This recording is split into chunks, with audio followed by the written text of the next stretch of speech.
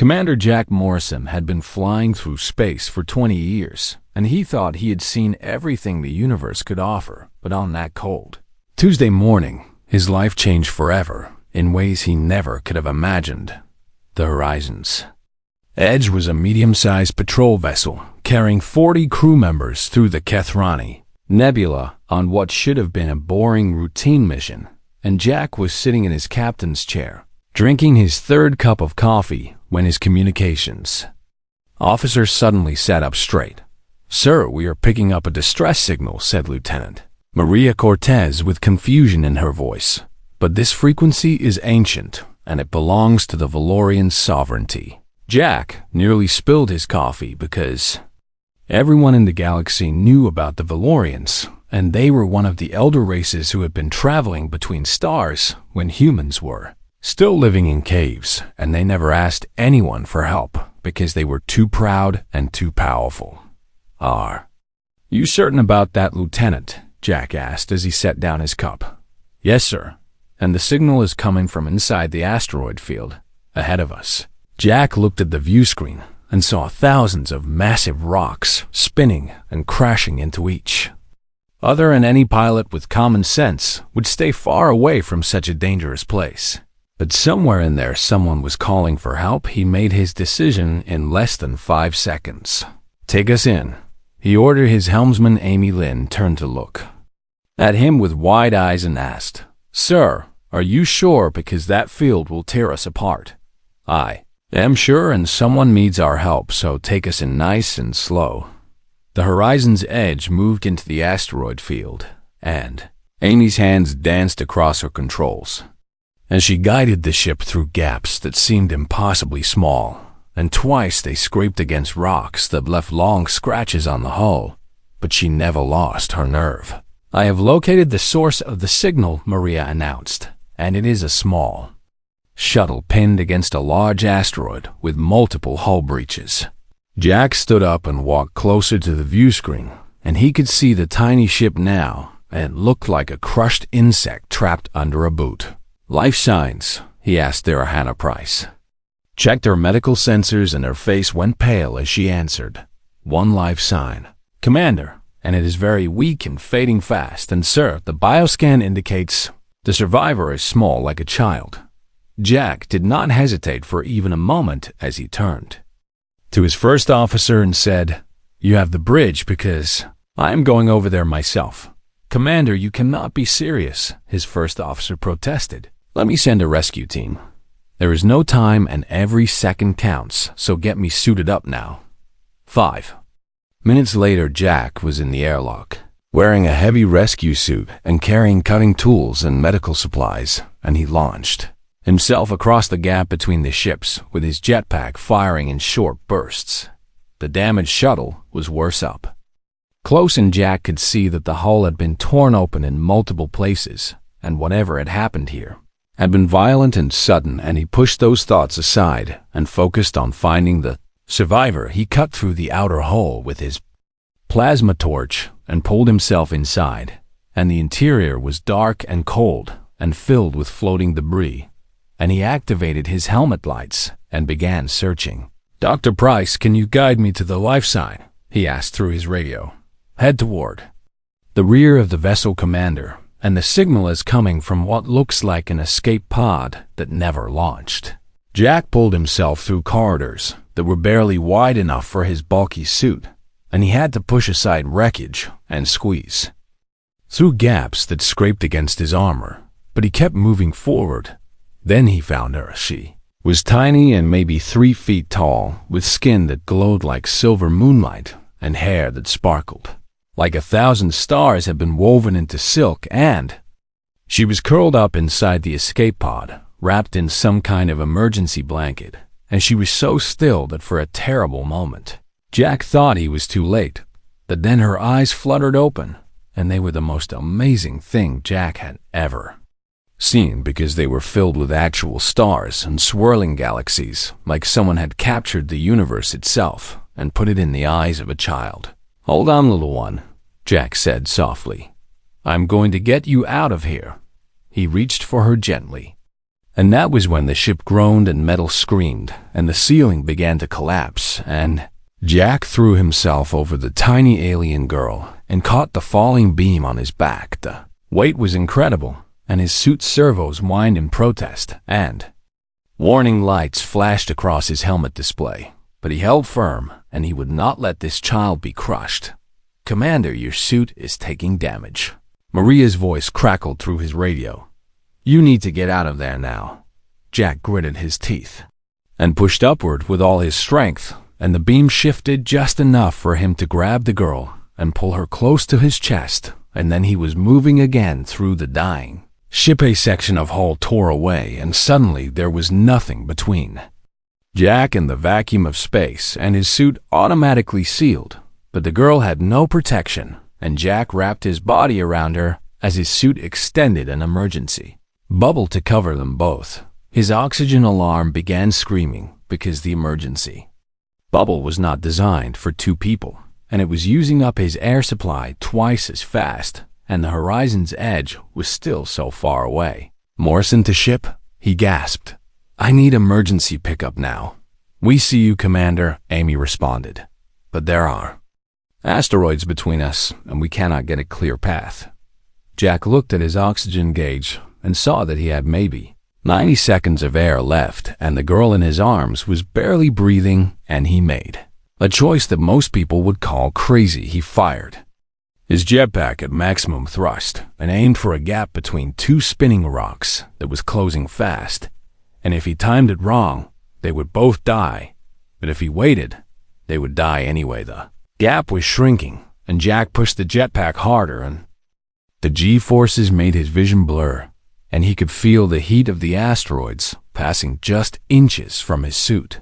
And then they were through, and the horizon's edge was right there, and the airlock was open, and hands were reaching for him and pulling him inside. Jack collapsed on the airlock floor, still holding the tiny alien girl, and his suit was cracked and smoking, and he had used up every drop of his oxygen. But they were alive, and that was all that mattered. Dr. Hannah Price was there in seconds, and she took the girl from Jack's arms with gentle hands, and her face showed amazement as she looked at the child. "Commander, do you know who this is?" Hannah asked. Jack shook his head because he could barely breathe, and his whole body was shaking from exhaustion. Hannah held up the pendant that hung around the girl's neck, and it bore a symbol that Jack recognized from diplomatic briefings, and it was the royal seal of the Valorian throne. "This is Princess Lyrin," Hannah said quietly, "the youngest daughter of the Valorian Empress herself." Jack looked at the tiny girl with stars in her eyes and realized that his simple rescue mission had just become the most important thing he had ever done in his entire career. The medical bay of the horizon's edge had never seen a patient quite like Princess Lyrin, and Dr. Hannah Price worked for 6 straight hours using every piece of equipment and every bit of knowledge she possessed to keep the tiny alien girl alive. Jack refused to leave the observation window, and his crew brought him food and water and even a blanket, but he would not move from that spot until he knew the princess would survive. When Hannah finally emerged from the medical bay, she looked exhausted, but she was smiling, and Jack felt his heart start beating normally again. "She will live," Hannah said, "though I honestly cannot explain how, because by all medical logic, she should have died hours before we found her." "Can I see her?"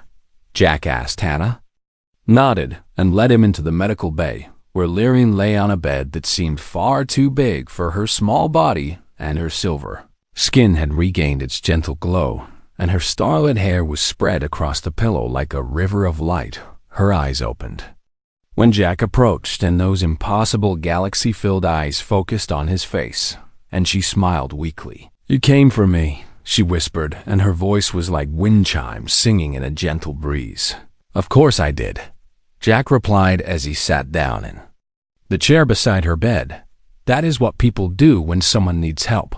Lyrin studied his face with an intensity that made Jack feel like she was reading his entire soul, and after a long moment she spoke again. "My tutors taught me that humans were reckless and foolish, and that you act without thinking and die for pointless reasons, but they were wrong about you. Jack smiled and asked, "What makes you say that? When your breathing machine broke, you did not let go of me, and you could have saved yourself, but you held on tighter instead.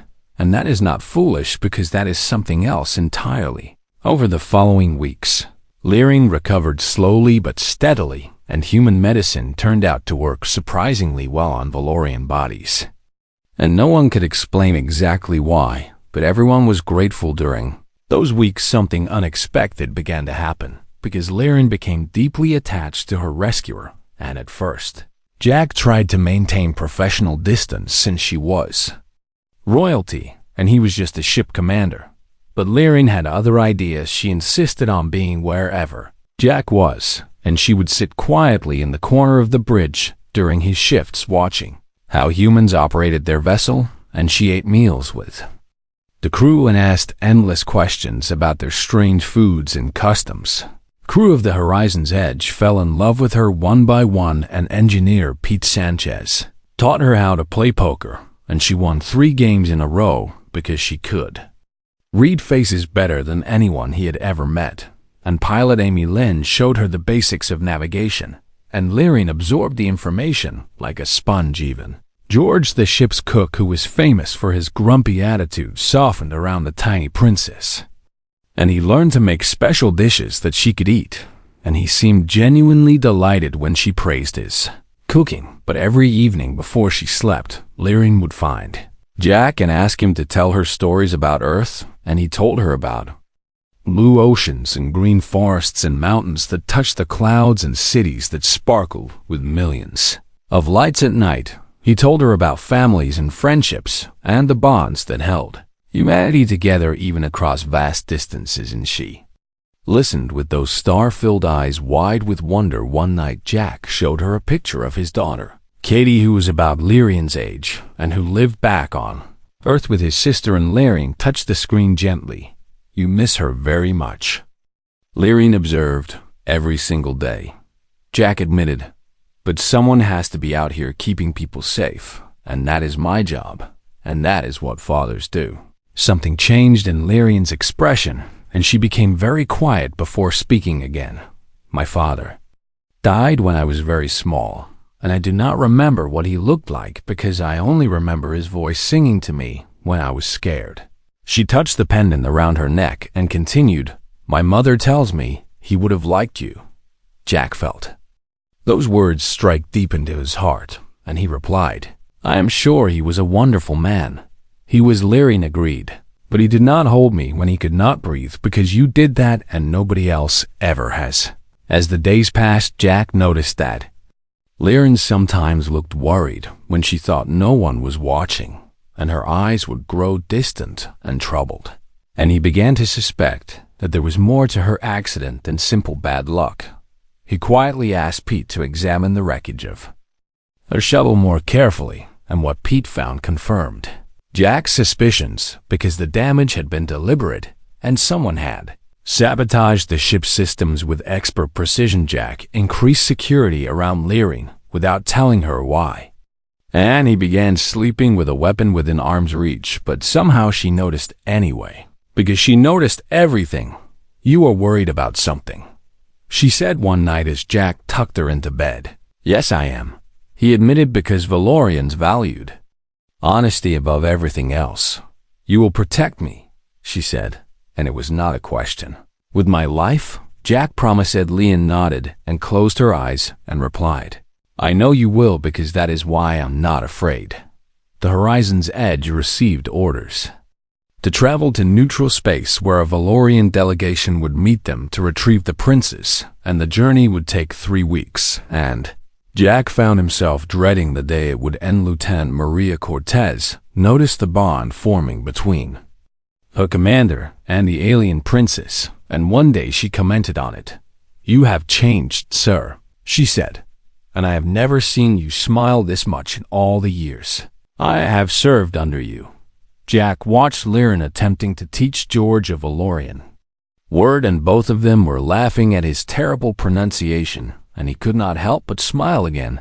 "Maybe I have changed," he replied. Is that a problem, Lieutenant? No, sir, Maria said softly. It is not a problem at all. But beneath the warmth of those weeks, a shadow was growing because someone had tried to kill a princess, and that someone was still out there waiting and watching, and Jack knew that the danger was far from over when Liren finally told him her fears. He understood everything, and she suspected that whoever had sabotaged her ship was someone close to her family and someone at the Valorian court, and she was terrified to go home. I need someone I can trust, she whispered, and I trust you more than anyone else in the universe, because you held me when you could not breathe. Jack looked at this tiny alien princess who had somehow become as important to him as his own daughter, and he made a decision that would change both their lives forever. Then I will come with you, he said, and I will not let anyone hurt you ever again. Liren hugged him tightly, and her small arms barely reached around his chest, but the strength of her gratitude was unmistakable, and Jack held her gently and promised himself that he would keep her safe, no matter what challenges awaited them at the Valorian court.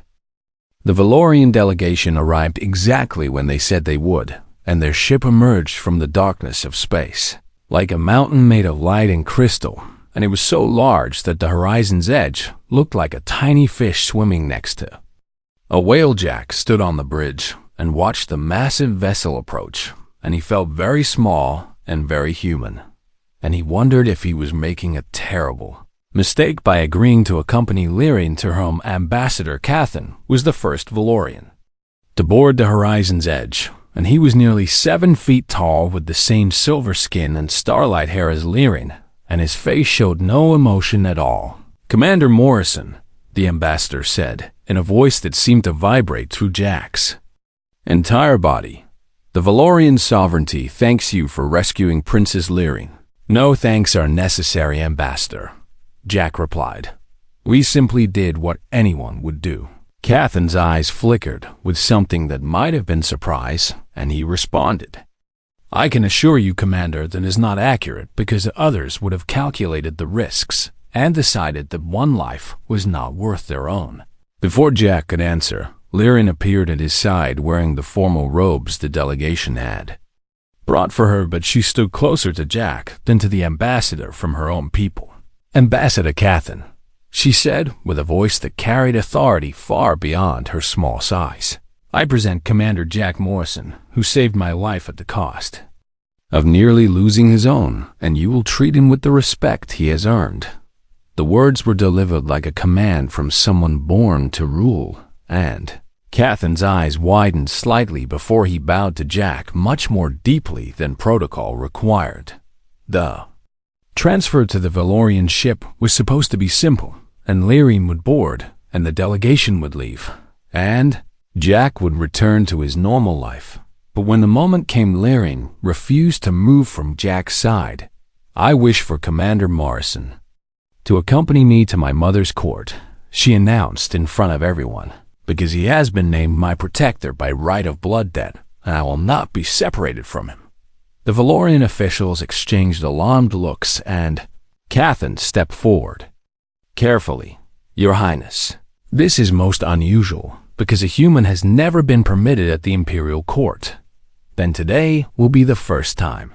Liren replied, unless you wish to explain to my mother why you denied her daughter's request. The silence that followed was so thick that Jack could almost feel it pressing against him. He knelt down to Liren's level and spoke gently. Your Highness, I am honored by your request, but I have responsibilities here, and my crew needs me. They will manage without you for a time. Liren replied, and her eyes held a fear that Jack had not seen before. Please, Jack, because I am not ready to say goodbye, and there are things at court that frighten me, and I cannot face them alone. Jack understood.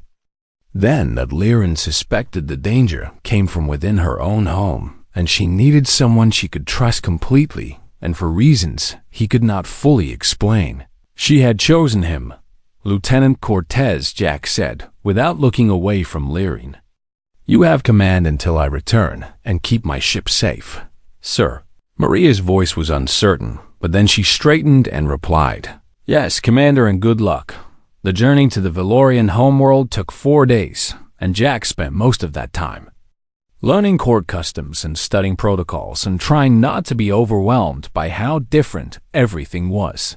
"Did you ever never read the mess?" Valorian ship was beautiful in ways that hurt his human eyes to look at for too long, and the corridors curved in impossible directions. And some of the rooms seemed to exist in more than 3 dimensions at once. But Jack also used that time to learn more about what awaited them. And Lyring told him about her 2 older sisters who constantly fought for political power, and about her mother, the Empress, who was wise but growing weaker with age. "My sisters see me as no threat because I am the youngest and I have no interest in the throne," Lyring explained. "But there are factions at court who whisper that younger races are rising too fast, and some believe that humans should be eliminated before you become too powerful." Jack felt a chill run down his spine, and he asked, "What do you believe?" Lyring was quiet for a long moment before answering, "I believe that my life was saved by a human who did not stop to ask what race I was before risking everything to help me. And that tells me everything I need to know about your kind." When they finally arrived at the palace, Jack understood why other species spoke of the Valorians with such awe, because the structure was beyond anything he could have imagined. It was a city made of crystal and light that floated among the clouds, and towers reached toward the sky like frozen flames, and gardens filled with flowers that glowed in colors Jack had no names for stretched in every direction. And standing at the entrance, waiting for them, was the Empress herself. She was small like Lyring and barely taller than her daughter, but her presence filled the entire space like a force of nature, and when her eyes met Jack's, he felt like she was reading every thought he had ever had. "So," she said in a voice that carried the weight of ages, "this is the human who saved my daughter." Jack bowed exactly as he had been taught and replied, "Your Majesty, and it was my honor to be of service." The Empress descended the steps and stopped directly in front of Jack, so close that he could see patterns of light moving beneath her silver skin. "You are afraid," she observed. "Yes, Your Majesty, but you stand before me anyway." "Yes, Your Majesty." Something like approval crossed her ancient face, and she said, "My daughter chose her protector well." The reception that followed was overwhelming, and hundreds of Valorian nobles filled a massive hall, and all of them stared at the human in their midst, and some looked curious, and some looked hostile, and a few looked at him like he was an insect to be studied. Jack stayed close to Lyring, with one hand always near his weapon, and every sense alert for danger, and the princess moved through the crowd with practiced grace, introducing him to faces he would never remember. Then they encountered her sisters. Princess Aldera was the eldest, and she was beautiful in the cold way of distant stars, and she looked at Jack like he was something unpleasant stuck to the bottom of her shoe. "So this is your human pet little sister," Aldera said with a cruel smile. "How amusing." Jack felt Lyrian's hand grip his tightly as she replied, "Commander Morrison is my protector by right of blood debt, Aldera, and you will address him with respect." Respect. Aldera laughed, and the sound was sharp like breaking glass. "For a creature whose entire species is younger than my jewelry." The second sister, Kira, seemed less openly hostile, but her smile never reached her eyes, and she spoke with false sweetness. Now, Aldera, let us not be rude, because our little sister has clearly formed an attachment to this human, and we should not dismiss her toy so quickly." Jack felt Lyring trembling beside him, and he stepped forward, slightly placing himself between the princess and her sisters. "I understand that human lives must seem short to you," he said calmly, "but in our brief time, we have accomplished a few things, like saving your sister's life when someone else apparently tried to end it." The silence was absolute, and Aldera's eyes narrowed dangerously. "What exactly are you suggesting, human?" "I am stating a fact," Jack replied, meeting her gaze without flinching.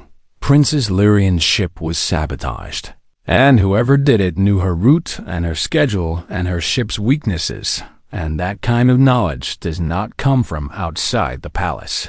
For a moment, Jack thought Eldora might attack him right there, but then the Empress's voice cut through the tension. "Enough," she commanded. "Commander Morrison, you will come with me, because we have much to discuss in private." As Jack followed the Empress away from the crowd, he caught a glimpse of Kira's face and the hatred that was so intense that he knew without any doubt that he had just made a very powerful enemy. The Empress led Jack to her private chambers, which were surprisingly simple compared to the overwhelming grandeur of the rest of the palace, and she dismissed her guards with a wave of her hand and gestured for him to sit. "You suspect my daughters," she said without any pretense or politeness. "I suspect everyone, Your Majesty," Jack replied, "because that is how I have stayed alive for 20 years. And yet you chose to voice those suspicions in front of the entire court, which was either very brave or very foolish of you. I have been called both." The Empress almost smiled, and she rose from her seat and walked to a window that looked out over an impossible landscape of crystal mountains and rivers that flowed upward into the sky.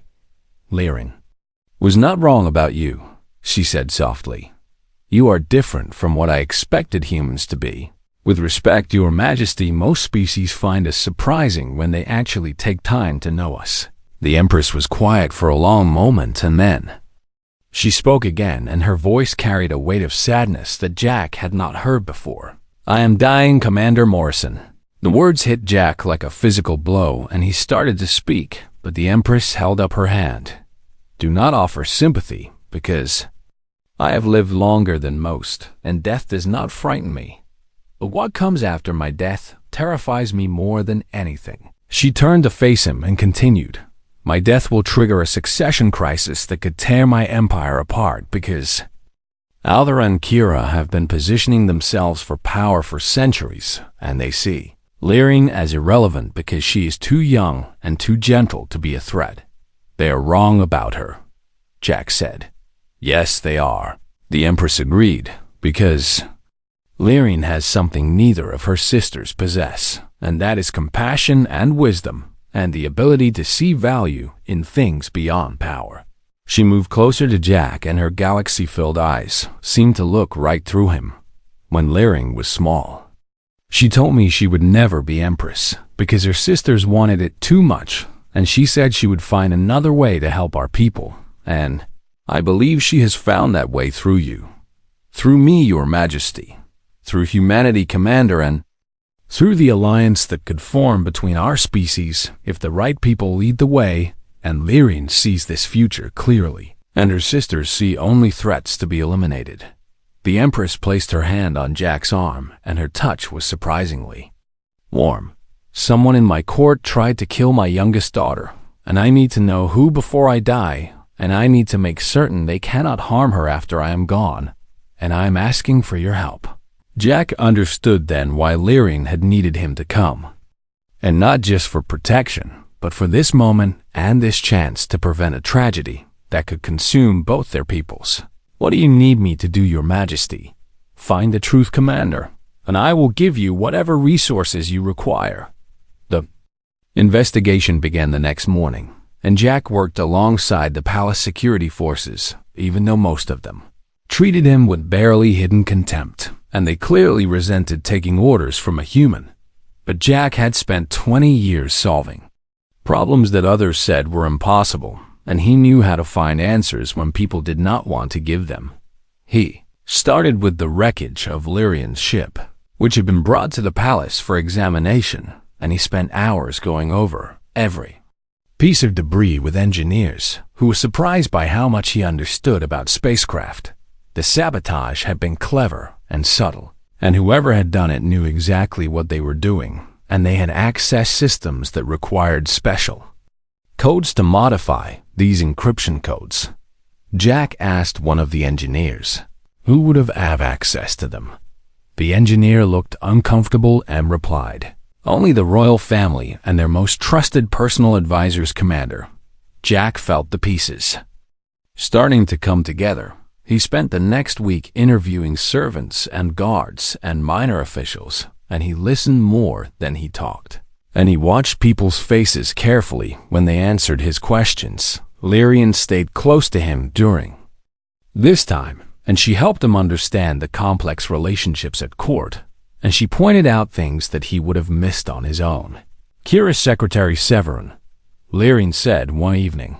He looked nervous when you asked about the security rotations, and did you notice how his hands were shaking? Jack had noticed, and he added Severin to his growing list of people to investigate more closely. The breakthrough came from an unexpected source when a package arrived from the horizon's edge. And inside was a batch of human chocolate that George had sent for Lyrian, along with a hidden data chip. Pete Sanchez had continued examining the wreckage after Jack left, and he had found something important, and the data on the chip showed exactly which terminal had been used to access the sabotage codes. The terminal belonged to Severin. Jack took the evidence to the Empress immediately, and she listened without interrupting, and when he finished her face was pale with grief and anger.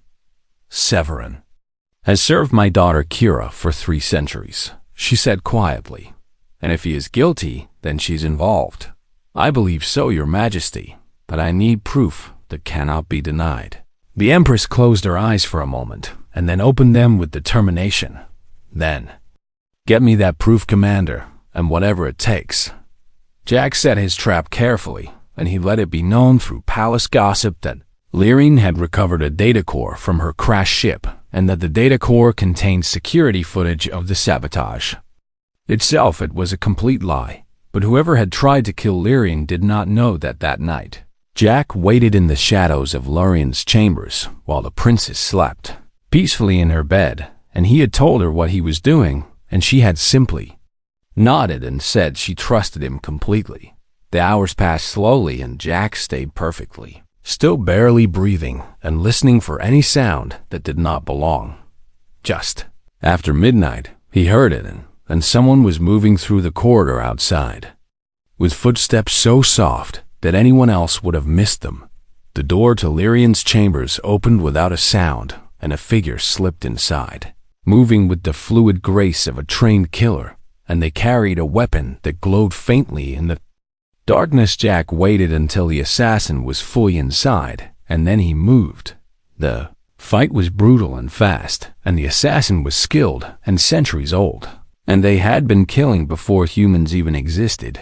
But Jack had something they did not expect. At rage, this person had tried to kill a child, and they had come back to finish the job, and Jack was not going to let that happen. They traded blows that would have killed a normal human, but Jack's military training and pure determination kept him on his feet, and he took a wound to his side that burned like fire, but he did not slow down. He grabbed the assassin and threw them against the wall with all his strength, and before they could recover, he had his weapon pressed against their head. Move, and you die. Jack growled. Palace guards burst in seconds later, and they found Jack standing over the unconscious assassin with blood dripping from his side, and Lyrian watching from her bed with wide eyes that held no fear. Commander Morrison, the guard captain, said with shock. What happened here? Jack wiped blood from his face and replied, what happened is that we just found our answer and waked the Empress, because this night is not over yet. The assassin broke under questioning within the hour and revealed everything about how Severin had paid them and provided access to the palace and told them exactly where to find Princess Lyrian. Guards arrested Severin before dawn, and he confessed immediately because he knew there was no point in lying, and he admitted that Princess Kira had ordered everything from the sabotage of the shuttle to the assassination attempt. When Kira was brought before the Empress in the great throne room, the entire court had gathered to witness what would happen next, and Jack stood beside Lyrian with his wound bandaged and his uniform stained with blood. Kira showed no remorse, and her beautiful face was twisted with hatred as she looked at her mother and her youngest sister. You are a fool, mother, Kira spat. Because you would let these humans rise and become our equals when we should crush them while they are still weak. Is that why you tried to kill your own sister? The Empress asked. Her voice was cold as the void between stars. Lyring would have given them everything, Kira replied. She would have shared our technology and our knowledge, and in 1,000 years, they would surpass us, and then where would we be? The Empress rose from her throne, and she seemed to grow larger with each step she took toward her disgraced daughter. You tried to murder your sister, the Empress said, not for the good of our people, but because you feared losing power, and that is something I can never forgive. The judgment was swift and absolute, and Kira was stripped of her titles and her inheritance and her place in the succession, and she would spend the rest of her very long life in exile, on a moon at the edge of known space, never to return to Valorian territory. As guards led Kira away, she turned and looked at Jack with pure hatred burning in her eyes. This is not overhuman, she hissed. My followers will remember what you have done. Jack met her gaze without flinching and replied, then tell them to bring their best, because I will be waiting. After Kira was gone, the Empress called Jack and Lyring to her private chambers, and she looked older than she had before, as if the events of the night had drained something vital from her. It is done, she said quietly, and my daughter is safe thanks to you, Commander. I only did what needed to be done, Your Majesty. Yes, the Empress agreed, and that is exactly why I am asking you to stay. She explained that she wanted Jack to help build a bridge between humanity and the Valorian people, and to show her court that humans were partners to be embraced, not threats to be feared. I know you have your own life, she continued, and your daughter on Earth who needs her. Father, but perhaps you could stay for a time and help us see your people as Lyring sees them. Jack thought about his ship and his crew, and Katie waiting for him back on Earth, and then he looked at Lyring, who was watching him with those star-filled eyes that held so much hope. I will need to make some arrangements, he said. But yes, Your Majesty, I will stay. The celebration that night was the largest the palace had seen in centuries, and music that seemed to come from the stars themselves filled the air, and Valorians and humans danced together under lights that stretched across dimensions. The crew of the Horizon's Edge arrived as special guests, and Maria Cortez made a toast to friendship between peoples, and even Grumpy George was seen smiling as Lyring showed him off to every noble she could find. Ambassador Cathan approached Jack during the festivities and bowed deeply. I owe you an apology, Commander, he said, because when we first met I believed the stories about humans being reckless and dangerous, but I was wrong. Apology accepted, Ambassador. You are still reckless, Cathan added with what might have been a smile, but perhaps that is not always a bad thing. Later in the evening, Lyring found Jack and tugged on his sleeve and led him away from the crowd to a quiet balcony that overlooked the Crystal Mountains. Thank you, she said simply. For what? For everything, and for saving my life, and for believing in me, and for staying. Jack knelt down to her level just as he had done so many times before. Lyring, I need to tell you something, he said gently, because in a few months I have to go back to Earth, and my daughter Katie needs her father, but that does not mean I am leaving you. I do not understand, Lyring replied, and her voice was small and uncertain. Family is not just about being in the same place, Jack explained, because it is about the connection that stays no matter how far apart you are, and you are part of my family. Now, whether you are across the room or across the galaxy, and that will never change. Lyring was quiet, and then she stepped forward and hugged him tightly, and her small arms barely reached around his chest, but the strength of her love was unmistakable.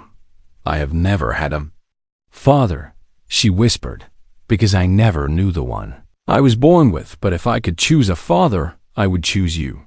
Jack held her gently and felt tears forming in his eyes that he did not try to hide. I am honored, he said. They stayed like that for a long time, and when they finally returned to the celebration, the Empress was waiting for them, and she looked at the bond between them, and she smiled. "The universe is full of wonders," she said softly, "but none are as wonderful as the connections we make with others, and remember that both of you, because it is the only truth that truly matters." The next morning, Jack sent a message to Katie on Earth, telling her about everything that had happened and promising that he would come home soon, and that when he did, he would bring a very special friend for her to meet. He ended the message by telling her that he loved her more than all the stars in the sky, and across the galaxy, other ships were carrying news of what had happened at the Valorian court and how a single human had saved an alien princess and uncovered a plot and stood against forces far older and more powerful than himself. The story spread from world to world and species to species, and everywhere it went, beings looked at humanity with new eyes and wondered what else these strange young creatures from a small blue planet might be capable of on the horizon's edge. Maria Cortez read the reports and smiled, because she had known from the beginning that her commander was special, and now the whole galaxy was learning what she had always known. And in her chambers in the palace, Lyrium lay in her bed and looked up at the stars through her window, and she was not afraid anymore, because somewhere close by was a human who had held her when he could not breathe, a human who had become her family, a human who had changed everything. The story of Princess Lyrium and Commander Jack Morrison was just beginning, and the future they would build together would reshape the galaxy in ways that no one could yet imagine. But that is a tale for another time. For now, it is enough to know that when a tiny alien princess looked at a human and whispered to her mother that he was the one, the entire palace went still, not with fear, but with the beginning of understanding that sometimes the greatest power in the universe is not found in ancient technology or immortal wisdom. Sometimes it is found in a single act of kindness from someone who refused to let go. THEND